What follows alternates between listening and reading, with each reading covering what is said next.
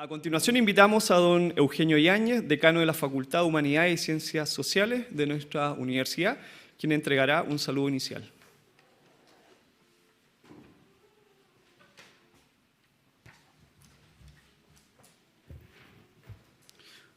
Muy buenos días, me sumo a los saludos iniciales a nuestro rector Carlos Williamson, a las autoridades de la universidad, decanos, colegas, futuros colegas que también están aquí presentes o por vía remota.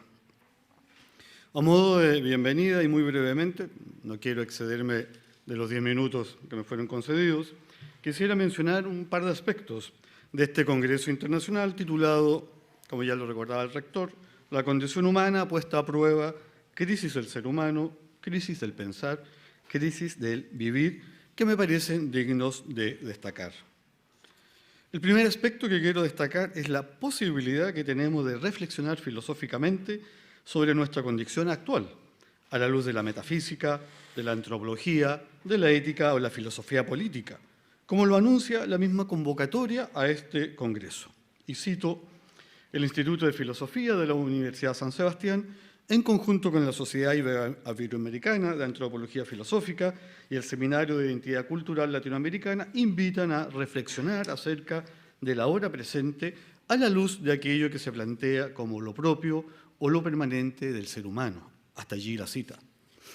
En una época donde la racionalidad técnica, acompañada de sus dos retoños, el utilitarismo y la productividad, ha desplegado todo su poderío, extendiendo su imperio prácticamente a todos los ámbitos de la existencia humana.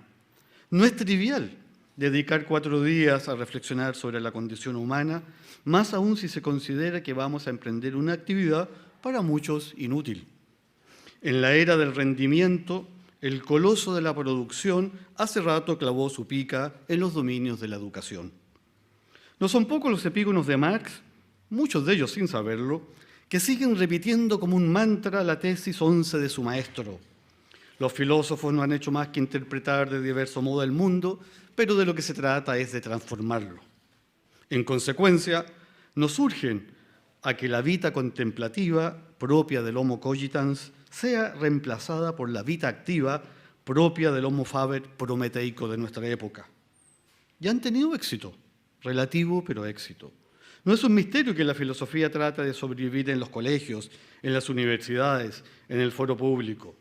Ella intenta mantenerse a flote sorteando las violentas marejadas posmodernas, tecnocráticas y de posverdad que amenazan con arrasarla. No seamos ingenuos.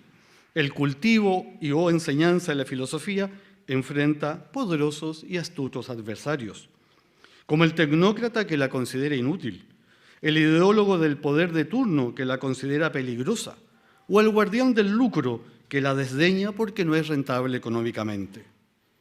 Pero seamos justos, digamos también que a veces hay que defender la filosofía de aquellos filósofos que se han olvidado del ser abandonando los asuntos humanos.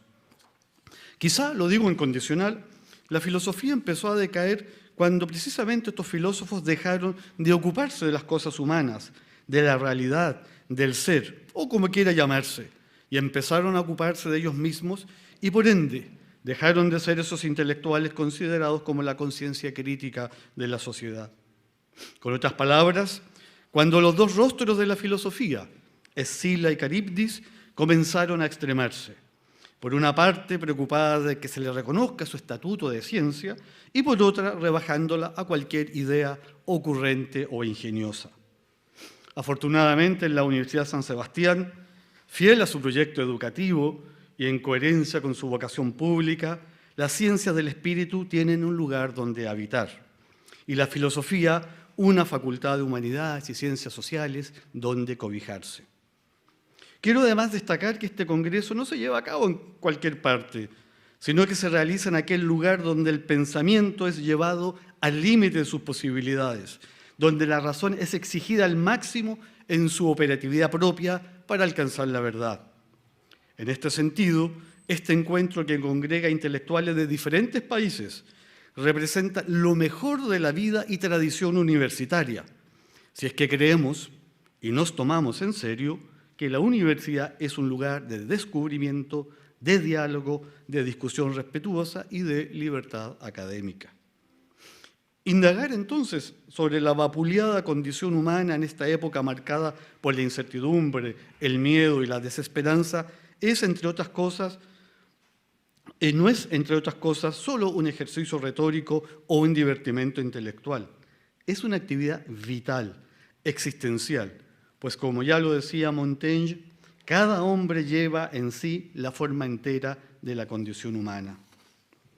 El segundo aspecto que deseo destacar es la temática de este congreso. ¿Cómo ser filósofo y no escudriñar en las profundidades de la condición humana? Abordaremos en estos días la crisis del ser humano, la crisis del pensar y la crisis del vivir. O sea, reflexionaremos sobre la humanidad. La condición humana está puesta a prueba no solo por el COVID-19, sino además por otras pandemias quizás menos visibles, pero no menos virulentas, como la violencia, fruto de la crisis del ser humano, o la pandémica crisis de la inteligencia que nos lleva a la crisis del pensar, o la pandemia de la soledad que nos conduce a la crisis del vivir. Todas ellas serán examinadas en este congreso porque el filósofo no puede estar ajeno a esta realidad. Más aún, me atrevo a decir, porque no debe traicionar su ser. Pareciera ser que estamos en un punto crítico de nuestra historia, pero a la vez preñado de esperanza, porque la crisis y la esperanza son dos polos entre los cuales oscila la condición humana. La crisis conlleva siempre una cuota de esperanza, por muy sombrío que avisoremos el futuro, en la medida que ella es una especie de crisol en la que se funde y purifica toda la condición humana. Aunque el libro de Hannah Arendt, La condición humana, escrito en 1958, marca un hito al concentrar la mirada sobre el modo de habitar del hombre en este mundo, distinguiéndolo de nuestra naturaleza, las raíces son muy anteriores. Las raíces me refiero al tema de la condición humana. Y congrega a filósofos tan distantes en el tiempo como Sócrates, Platón, Aristóteles, Tomás de Aquino, Heidegger, Maritain, Camus, Sartre, Spemann, Nussbaum, entre muchos otros. Y en nuestro país a filósofos como Félix Schwarzman, Luis Oyarzún, Clarence Finlayson, Jorge Millas, Humberto Giannini o Fernando Moreno. Filósofos, por decirlo coloquialmente, con calle, preocupados y ocupados de los asuntos humanos. Pero seamos justos, no solo la filosofía se ha ocupado de la condición humana, también la poesía, la literatura, la pintura, etc. ¿Cómo no mencionar a Dostoyevsky, a Borges o a Malraux, quien precisamente en su novela La condición humana del año 33 nos presenta temas de gran actualidad como la soledad ante el destino, el sentido de la trascendencia o la solidaridad con los desvalidos? ¿Cómo no recordar la serie de óleos de Magritte pintados entre el 33 y el 35, también titulados La condición humana, donde el pintor belga nos sugiere que la condición humana es estar obligados a ver la realidad a través de los sentidos que nos engañan? O las pinturas de Hopper, donde la condición humana está representada por la falta de comunicación y la soledad. Y podríamos seguir mencionando un elenco de artistas que se han dedicado a abordar la condición humana. Y menciono esto porque aquí en nuestro encuentro hay poetas, escritores, pintores, o sea, artistas. Termino agradeciendo a los organizadores quienes han tenido un arduo trabajo en la preparación de este congreso.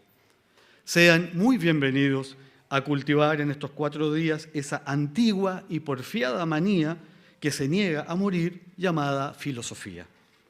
Muchas gracias.